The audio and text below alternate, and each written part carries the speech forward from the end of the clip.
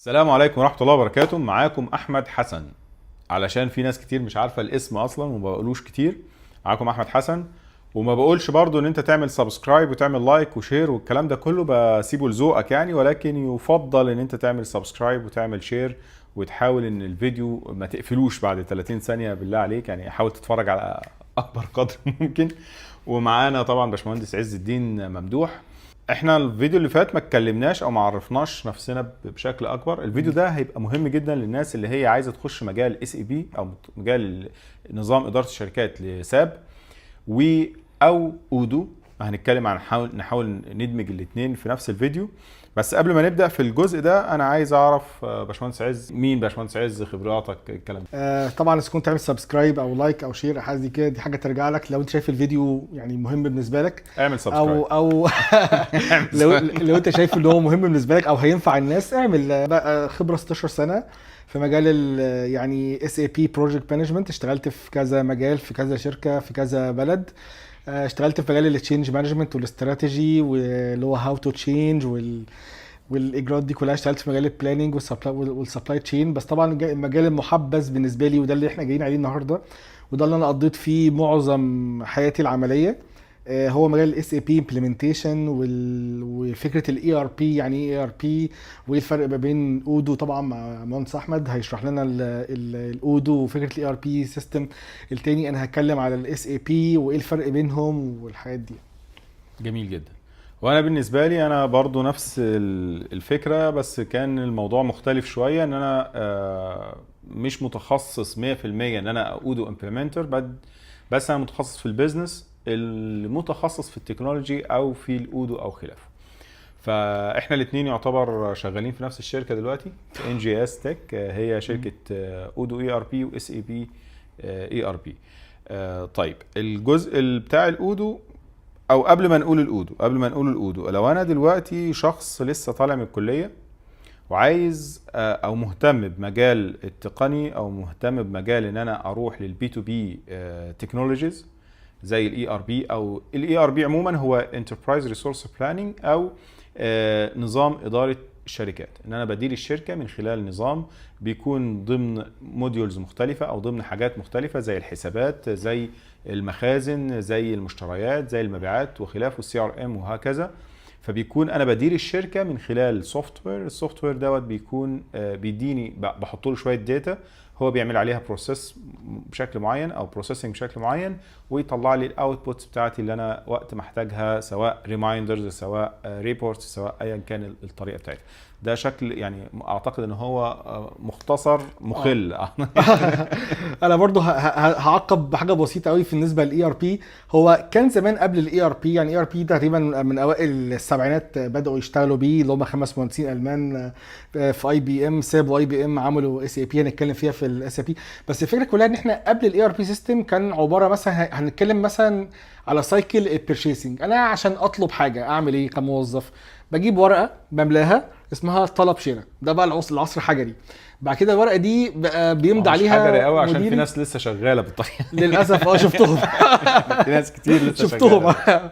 بعد كده الطلب ده بيروح لمديري يمضي عليه. بعد كده بعد مديري يمضي عليه بيروح اداره المشتريات عند عم حسين. عم حسين ايه بيقعد يراجع ويشوف الصف ويكلم الناس وبتاع ويجيب عروض اسعار ويمضي عليه. بعد كده يجي يروح للمخازن، مخازن يعمل امر استلام. بعد كده يعمل امر تسليم ليا، انزل امضي عليه عشان يبقى في عهدتي.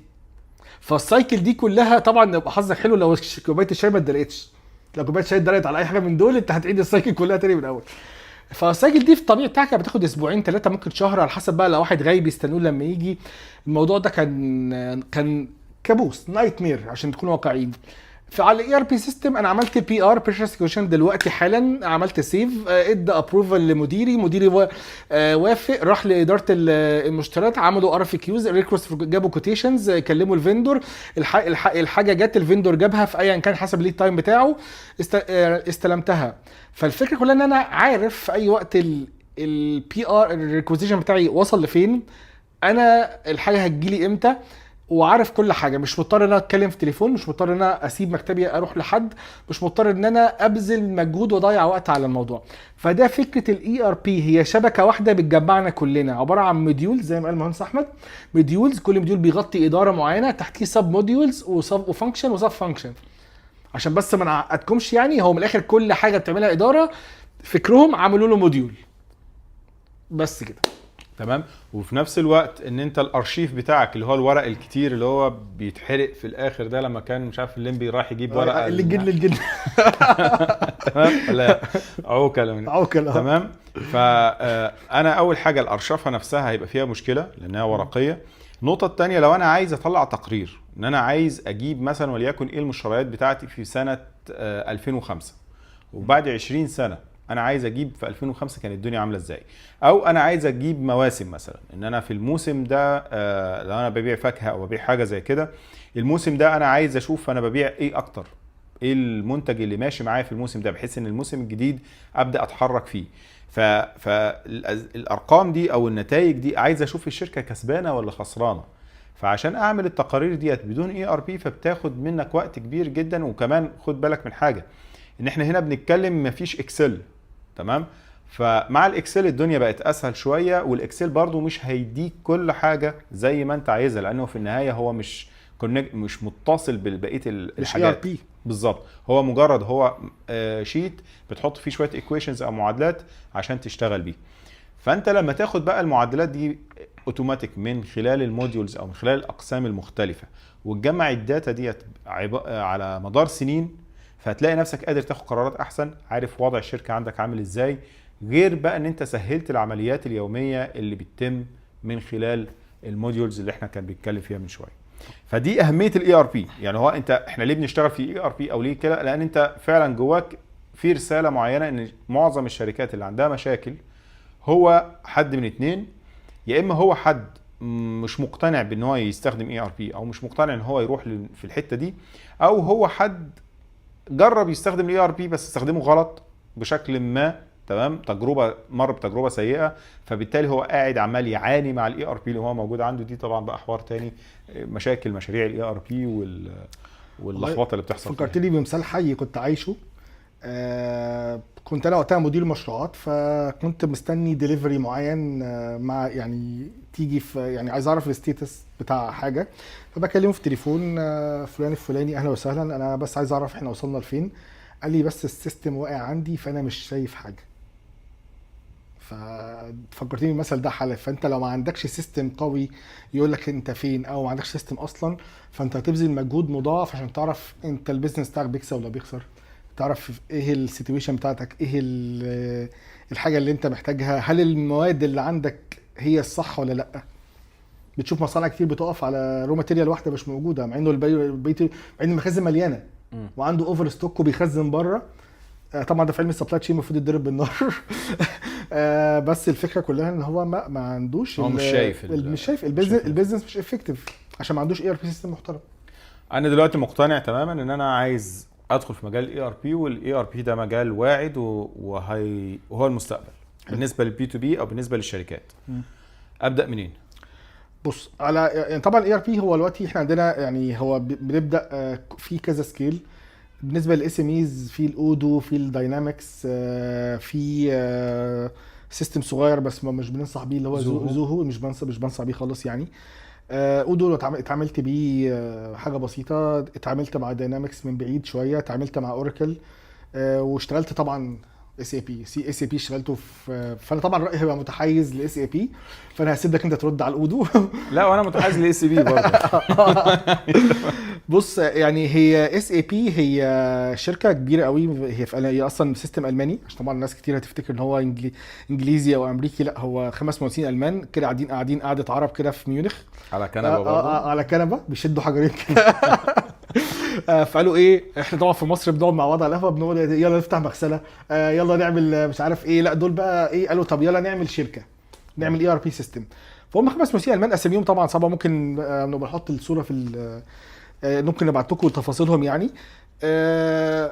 من سنه 72 عملوا استابلش للشركه بتاعتهم، وكان عندهم فيجن ان هم يبقوا اكبر اي ار بي، وده حصل فعلا. على مدار من السبعينات، على مدار 50 سنه تقريبا دلوقتي. هم دلوقتي السيستم رقم واحد، انا بقول لك بلا منافس. يعني هم كانوا لسه باعتين من فتره 3/4 ايرادات العالم بالتاتش اس اي بي، ايذر يعني تاتش فروم اس اي بي تو اس اي بي، اور فروم اس اي بي تو انذر، اور فروم انذر تو اس اي بي. فهو كل الشركات الهاي تك شغاله اس اي بي. 98% من الجلوبال براندز اللي انت بتتعامل بيها هي اس اي بي كاستمر، سواء العربيه اللي انت بتركبها، التي شيرت اللي انت لابسه، الكوتشي، الاكل كل الحاجات دي كلها شغاله. يعني هو شغال في كل الصناعات اللي انا اشتغلت في اول اند جاز، في فارماسيوتيكال، في فود، في كوزماتكس، في بلاستيك، في اوتوموتيف، كلها شغاله اس اي بي. هل انا دلوقتي اروح ادرس اس بي وابقى اي سي بي؟ الحلو بقى في الموضوع طبعا، كنت عايز حابب ان اقدم انت كده الشركه. انت كده بتحضر لكورس اي اه سي بي. هي دي حقيقه فعلا. احنا هندي كورس، انت كده هندي كورسات اس اي بي، ما عنديش مشكله يعني، وانا متحيز يعني ليه جدا. هو يعني انا عايز اخد خطوه ورا قبل الاي سي بي، اه. تمام؟ لان انا مدرك اللي انت بتقوله واهميته، وانا مقتنع بيه 100%. بس هي الفكره انا بحط نفسي مكان واحد هو لسه هو كان لسه ممكن يكون عارف الاي ار بي ما هو النهارده. ده الجميل بقى في اس اي بي، ان هم عاملين بقى برنامج سنوي تمام اسمه واي بي بي، يونج بروفيشنال بروجرام. تمام. البرنامج ده برعايه اس اي بي نفسها في كل بلاد العالم بتقدم، واحسن ناس صغيرين اشتغلت معاهم في مجال الاس اي بي هم خريجي اليونج بروفيشنال بروجرام دي. اولا دي سكولارشيب مدفوعه، بياخد مرتب، وبيطلع انا شفت ناس طالعه ب5-6 شهادات، شهاده اس اي بي اللي هو لايسنس من اس اي بي، ان هو وحضر الامتحان ودرس والحاجات دي كلها. عايز بقى تدرس اس اي بي بقى تكنولوجي، اللي هو البيزز والشغل الاي تي اكتر، او شغل الفانكشن زي حالاتي، او البروجكت مانجمنت، ده موجود. ده احسن واسهل طريق. ما جاتلكش نصيحه، شوف اي بارتنر، وفي بارتنرز ممكن نبعت لكم اسمائها محترمين جدا موجودين في مصر وفي الامارات، بيدوا كورسات 3-4 شهور، تروح تاخد الكورس، وفي اخر الكورس بيديك شهاده بتاعت البرنامج، وتقدر بعديها تقدم تقدم على شهاده الاي سي بي وتاخدها. بس يعني ده اسهل واقصر طريق لاي حد فريش جراد. في طريق تاني اصعب بس محتاج الظروف تساعدك، ودي برضو كان يعني ده كان توفيق ربنا سبحانه وتعالى، ان انا اتخرجت من الشركه، اشتغلت في شركه كانت بتطبق اس اي بي، فانا اتعلمت الاس اي بي. اتخرجت من الكليه، دخلت شركه في شغال اي سي بي، بتطبق اس اي بي. فانا كنت انا بارت كنت وقتها بقى بدات بقى كي يوزر في الامبلمنتيشن، لحد ما بقيت كونسلتنت ترينر، وهكذا هكذا لحد ما بقيت مدير مشروع. فهي دي، بس دي مش تيجي مع ناس يعني مفيش حد هيبقى مثلا متخرج وحظه شركه هو متعين وتطبق ساب، لا دي مش هتحصل يعني، ما بتحصلش كتير يعني. ممكن تحصل بنشوفها طبعا، بس مش لازم. لو انت عايز كارير الاس اي بي، لا روح للواي بي بي يونج بروفيشنال بروجرام، موجود على الويب سايت، ممكن نحط اللينك في البايو. وتاني حاجه تقدم على كورسات موجوده في كل بلاد العالم، وموجوده اونلاين على يوديمي، وموجوده على كورسيرا، وموجوده على اي دي اكس، وموجوده على ده، وموجوده عندنا لو حابب يعني. براحتك يعني. طيب فانا دلوقتي المايك معاك بقى اودو. بس قبل اودو عايز اروح في حته لاي حد هو بيتفرج عليا. انا برضو انا حاسس بالحيره اللي جواك، اللي هو انا اروح اي ار بي. طيب انا ماشي اس اي بي، بالنسبه لي هو حاجه حلوه جدا وانا عايز اروح والكلام ده كله، ولكن استصعبت المشوار. ولو اني انا لو مكانك انا ما استصعبش المشوار، لان فعليا لو انت هتقيم المرتبات او العوائد اللي انت هتاخدها من اس اي بي او هتاخدها من اي شركه تانية، الاستابيليتي بتاعتك في الوظيفه تلاقيها قليله شويه، بس هي في النهايه انت ال 20% و 80% اللي احنا اتكلمنا فيهم المره اللي فاتت، فانت حاطط نفسك في ال 20% بالظبط، لان انت راح في اي ار بي الى حد ما ستيبل جدا يعني، وعليه الطلب والاسعار والمرتبات بتاعتها عاليه جدا. طب انا هحط نفسي في خطوه ورا شويه، انا عايز اروح اشتغل في الاي ار بي او اتعلمه منين، او انا ابدا اروح في انهي سكه. فانت هتفتح دلوقتي تدور ايه الاي ار بي اللي موجود، او ايه البيست اي ار بي اللي موجود. هتلاقي نفسك بيتحط لك كومباريزون مثلا 10 اي ار بي، هتلاقي زوهو، هتلاقي اي ار بي نيكست، هتلاقي اودو، هتلاقي ساب، هتلاقي اوراكل، هتلاقي نت سويت، هتلاقي داينامكس، هتلاقي حاجات كتير. طيب اتحرك في انهي واحد فيهم؟ هنيجي بقى هنا للخطوه اللي انت عايز تتحرك في الاي ار بي ازاي. الاي ار بي عندك 3 اقسام اساسيه لو انت عايز تدخل لاي اي ار بي ايا كان الاي ار بي. هيتنوع القسم الواحد، هيتقسم لاثنين مش عارف ايه في اي ار بيز معينه، ولكن في النهايه هيبقوا 3 اقسام اساسيه.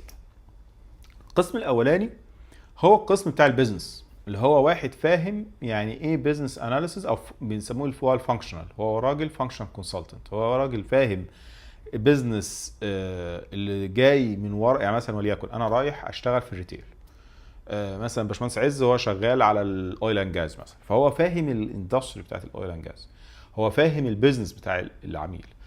وممكن تروح مثلا لكذا عميل، وطبعا لو اشتغلت في مع بارتنر زي ان جي اس مثلا، فانت بالتالي انا هشتغل مع سيكتورز مختلفه، بس مش هبقى متعمق قوي زي مثلا باشمهندس عز هو اشتغل في الاويل اند جاز، فبالتالي هو فاهم كل حاجه عن البيزنس ده. فهو لما هيخرج يشتغل فانكشن كونسلتنت او يشتغل بروجكت مانجر لشركه شغال في الاويل اند جاز، فهو فاهم البيزنس. فانا في الاي ار بي في قسم كده للناس اللي هي فاهمه بيزنس وبتبدا تطبق الاي ار بي من دماغ البيزنس. هو بيكون حلقه الوصل ما بين الناس التكنيكال اللي موجودين في الشركه والعميل اللي هو بتاع بيزنس بس ملوش علاقه بالسوفت وير. تمام؟ فده كده قسم. فهو بيدرس بيزنس بس؟ لا، هو بيدرس بيزنس وبيدرس الفيتشرز اللي موجوده في الاي ار بي اللي بتخدم على البيزنس. فليكن مثلا انا عايز اعمل زي ما كان بيتفضل الاستاذ باشمهندس عز على البرشيز ريكويست ومش عارف الكلام ده، فانت فاهم السايكل بتاعت المشتريات دي بيزنس، ان انا ابقى فاهم سايكل المشتريات وابقى فاهم الفيتشر دي بتطبق ازاي في الاي ار بي. هتلاقي مثلا زوهو مختلف عن اودو في حاجه معينه، ساب مختلف مش عارف عامل ازاي، بس هي في النهايه هو بيزنس فيتشرز بتحققه، فهو في النهايه السايكل بتاعت البيزنس هتتحقق في النهايه. الفكره واحده. الفكره واحده. تمام؟ ده اول جزء. الجزء الثاني جزء الناس اللي هي كونفيجريشن او اللي هم الامبلمنترز، اللي هو بيعمل كل الحاجات اللي خاصه بالمشروع من غير ما يحط ايده في كود، ما بيعملش بروجرامينج. تمام؟ ده بيعمل ايه؟ ده بيعمل وليكن مثلا انا هخش في الحسابات، فانا في الحسابات في حاجه اسمها شجره حسابات، فهو عارف يعني ايه شجره حسابات. هو بيروح واخد شجره الحسابات ويبدا يعملها كونفيجريشن، زي بالظبط كده لما تشتري موبايل جديد او تشتري كاميرا عايز تصور او ايا كان الحاجه اللي انت هتعملها، بتعملها كونفيجريشن في البدايه. والله بتقول انا الموبايل الجديد انت عايز الخط كبير ولا صغير، عايز دارك مود ولا وايت مود، عايز مش عارف عامل ازاي، فانت عمال تظبط الكونفيجريشنز بتاعه الموبايل على الاستخدام بتاعك. فهي نفس الفكره. الامبلمنتر هو بياخد بقى كل قسم بالتفاصيل الصغيره اللي موجوده ويبدا يكستمايز الجزء ده او يكونفيجر الجزء ده علشان يبقى مناسب للشركه اللي هو يشتغل فيها. فانا وليكن مثلا الامبلمنتر ده هيشتغل على 3 شركات ريتيل زي بعض، كل شركه فيهم ليها كونفيجريشنز مختلفه، ليهم شجره حسابات مختلفه، ليهم منتجات مختلفه، ليهم اس كيو او تكويد مختلف للمنتجات، ليهم كل حاجه مختلفه. فبالتالي هو مهمته زي الترز كده بيفصل السيستم على احتياج الشركه. جميل. القسم الاولاني كان البيزنس، القسم الثاني الامبلمنتيشن، القسم الثالث لو وانا بفصل البدله ديت او بفصل الاي ار بي ده للعميل للشركه ولقيت فيه تفصيله هي مش كونفيجريشن، التفصيله دي محتاجه لفه معينه في السايكل عند العميل، محتاجه تتظبط، هي مش موجوده في السيستم. فبالتالي انا محتاج هارد كود بقى لو انا اتعامل على السيستم اللي موجود عندي ده الويه او اعدل فيه حاجه معينه بالبرمجه. فيجي هنا دور الديفلوبمنت او الناس اللي بتعمل ديفلوبمنت للشركه للسيستم. فانا هاجي بقى لشويه فيتشرز معينه، والله دي خلصت امبلمنتيشن، ولكن الفيتشر دي هي محتاجه ديفلوبر يتدخل في الكور بتاع السوفت وير ويبدا يعمل برمجه علشان يطلع لي الفيتشر اللي هي الرابعه دي تكون بالشكل اللي يناسب الشركه. ودول اعلى مرتبات اصلا، دول اعلى مرتبات ودول اصعب، يعني هو برضو دول 5% بقى يعني فاهم. فانت عندك هنا 3 اقسام. لو انا داخل على مجال اي ار بي يبقى انت عارف مركز مش بس فكره انهي اي ار بي هشتغل عليه، اودو زوهو ساب، لا انا هبقى هل انا ميال كفانكشنال كونسلتنت، هل انا ميال كامبلمنتر، هل انا ميال كديفلوبر. واوقات الفانكشنال بيكون اشتغل امبلمنتيشن شويه والعكس والكلام ده، ولكن الامبلمنتر مش مطالب ان هو يكون فاهم بيزنس قوي زي الفانكشنال، والفانكشنال مش فاهم كونفيجريشن قوي زي الامبلمنتر. تمام؟ انما الديفلوبر ده في حته لوحده بيكون على حسب بقى، يعني هو مثلا الفانكشنال ده ممكن يشتغل، لو اشتغل ساب ممكن لو راح اودو يمشي حاله، الامبلمنتر الى حد ما مش هيمشي حاله قوي، بس الى حد ما هيجيبها. الديفلوبر صعب، لان اودو مبني ببرمجه معينه، ساب مبني ببرمجه تانية مختلفه تماما، فبالتالي هو لو فاهم برمجه هيحتاج شويه وقت برضه ان هو يفهم الفريم ورك اللي موجود الجديد بتاع البرمجه والكلام ده كله. فانت هتحدد انا ميال بيزنس اكتر، ميال لديفلوبمنت اكتر، او ميال ان انا اقدر اعمل الكونفيجريشن واتعلم الموضوع دوت، مش هاخد وقت طويل زي الديفلوبمنت، وفي نفس الوقت مش عايز اشغل دماغي بالبيزنسز المختلفه والكلام ده، فاتعلم الكونفيجريشن سيف سايد شويه عشان تتحرك فيه. بعد ما هتختار الطريق بتاعك هتبدا بقى تشوف ايه الاي ار بي اللي انا ممكن اتحرك فيه، وايه السايكل بتاعتي. فانا مثلا وليكن في اس اي بي هتلاقي نفسك ان انت عندك في شهادات مخصصه لكل قسم فيهم. اودو ما فيهاش شهادات مخصصه للاقسام، ولكن هي شهاده واحده مخصصه للامبلمنتيشن، تمام، اللي هي اودو سيرتيفيكت. بس انت عندك اودو بايثون بقى اللي هو مبني على بايثون، ولو هتعدل حاجه بالجافا سكريبت فهو بيبقى بالجافا سكريبت بالفريم ورك بتاعها اللي هي اول، وبايثون بالفريم ورك بالشغل بتاعها، فهو بالنسبه لك ده جزء ديفلوبمنت. اس اي بي عندهم الاباب والشغل بتاعهم كذلك، هو اصلا مبني سي شارب اصلا. بالظبط. فهو دي السكه بتاعتهم اللي بيشتغلوا فيها. اوراكل بقى بالطريقه بتاعته، مايكروسوفت داينامكس وخلافه، كل واحد وليه البرمجه بتاعته. فانا ديفلوبمنت انا هتعلم من لغه البرمجه دي. انا امبلمنتر فانا هروح للسكه اللي هي الشهاده اللي انا هاخدها، او للفانكشن كونسلتنت. الفانكشن كونسلتنت هو بياخد شهاده الامبلمنتر، بس بياخد معاها جزء بقى بيزنس، وده بيبقى مع الوقت مع التجربه في مشروع 2 3 4 بيبدا تكتسب سنس البيزنس. ولو واخد شهاده في البيزنس وفاهم بيزنس او خريج بيزنس، يعني معظم اصلا الامبلمنترز والفانكشن كونسلتنت والكلام ده اوقات كتير ما بيكونش مهندسين اصلا، هو بيكون خريج تجاره، هو بيكون ده انسب حد يعني، تمام. فده كده انا الرود ماب بتاعك او الخريطه بتاعتك للاي ار بي. اختار انت عايز تروح في انهي سكه، بعد كده اختار الاي ار بي اللي تشتغل عليه. وخد بالك من حاجه، ان انت الاي ار بي اللي هتشتغل عليه مش هيفرق كتير قوي لو انت شغال فانكشن او امبلمنتر، تمام. اللي هيفرق معاك اللي هو انت ممكن شغال دلوقتي زوهو، كمان سنتين انت اشتغلت اودو هتلاقي نفسك بتدوس، سنتين اشتغلت اس اي بي هتلاقي نفسك برضو الى حد ما بتدوس، لان التفاصيل اكتر شويه. مايكروسوفت داينامكس هتلاقي نفسك بتدوس تفاصيل اكتر شويه ومختلفه شويه. فانت في النهايه هتلاقي نفسك قادر تلعب اللعبه اسهل بكتير لو انت محدد ومخطط بالظبط انت رايح فين. انما انا داخل اتعلم اودو هتلاقي نفسك بتتعلم شويه من الشرق على شويه من الغرب، على مش محدد انت رايح فين. ويا عالم تاخد النصيحه الصح من حد متخصص، فبالتالي تلاقي نفسك خدت المسار المظبوط، او ما تاخدهاش فبالتالي تلاقي نفسك قفلت من الموضوع كله، او اشتغلت اللي هو عبيله واديله، تمام، ومستواك ما مش هيعلى لان انت مش عارف تطور من نفسك. 80% وغالبا الناس دي بتتحول ان هي ما تكملش في الاي ار بي يعني. بس ده بالنسبه لي لو حد هيدخل في الاي ار بي. بالنسبه لاودو بقى، ولا انا كده كتير؟ لا حلو قوي بالنسبه يعني لا اصل هو الفكره كلها، هو الماركت دلوقتي تقريبا يعني هي يعني هو ما بين الشركات الكبيره كلها العملاقه شغاله اس اي بي، والشركات الاس ام اي شغاله اودو. فيعني انا كتير جدا ما بقتش اسمع كتير قوي عن الحاجات التانية. يعني في الحاجات اللي بره الاثنين دول غالبا بيعملوا شرينكينج دلوقتي، ان هم مش عارفين الماركت. يعني اودو بيتطبق في شهرين تقريبا، يعني شهرين 3 4 سنه على حسب على حسب بالظبط. وبقى عنده بيست براكتس. وانا اودو انا عرفته ب5 سنين بس. يعني انا عرفته 5 سنين، انا وعرفته بالصدفه، كنت بدي كونسلتنسي لشركه وكانت بتطبقه. لكن الفكره كلها انا يعني حاليا بقى معروف، بقى شركات كتير جدا كل الحاجات كل اللي انا اعرفهم بيبداوا كبزنس او يعني حجمهم صغير كلهم رايحين لاودو دلوقتي. كل الكبار زي ما هم اس اي بي، بالعكس بينقلوا الاس اي بي للتاني اللي هو هنا. فالفكره كلها يعني انت حدد ايه، بس نصايحنا ليك هو الاثنين دول بس. هو يعني انت ما حدش ايه ما حدش هيعيب في البضاعه بتاعته، فبالنسبه لنا هو اودو وساب من الاخر يعني. بس هو لا فعليا حتى لو احنا مش اودو وساب، هو اودو وساب فعلا هم ممكن يكونوا احسن اتنين.